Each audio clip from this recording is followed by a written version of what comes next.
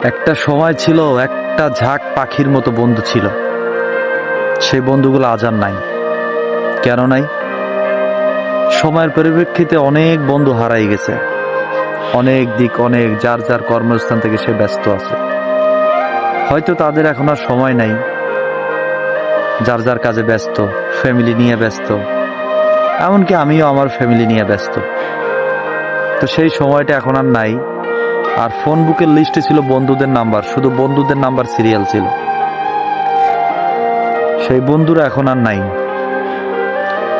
এই যে এরকম একটা সময় যদি আসতাম, বাড়ি থাকতাম, গ্রামে থাকতাম, বন্ধু আর বন্ধু মানে 4-5 জন ছাড়া চলতামই না কখনো। এরকম একটা সময় ছিল। মানে এই তুই ফোন দিত, তুই বাসা থেকে কখন বাইর হবি, আরেকজন ফোন দিত কখন বাইর হবি, খেলতে যাবি কখন। আচ্ছা আমি বাইরেছি, আমি তোর বাসার সামনে আছি, আমি ওই অমুক চাচার দোকানে আছি, তাড়াতাড়ি আয়, বের হয়ে আয়, আমরা ঘুরতে যাব আজকে। কত শত প্ল্যানিং। আর আজকে আজকে এই যে নিরীহ, আশেপাশে কেউ নাই। ওই যে দু একটা গরু ছাগল দেখা যাইতেছে দিকে। এত সুন্দর জায়গা, ছোটবেলায় এই যে স্মৃতিগুলো কাটানোর জায়গা, একলা একলা বসে আছে।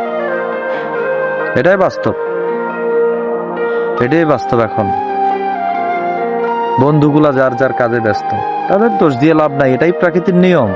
আমিও আমার ফ্যামিলি নিয়ে ব্যস্ত। তবে একটাই কথা বলি, দোয়া করি যে বন্ধুগুলা যে যেখানে আছে তার জন্য দোয়া করি যে ভালো থাকুক, আল্লাহ পাক সুস্থ রাখুক, তাদের ফ্যামিলি নিয়ে সুখে শান্তিতে থাকুক। এতটুকুই চাও, আর কিছু না।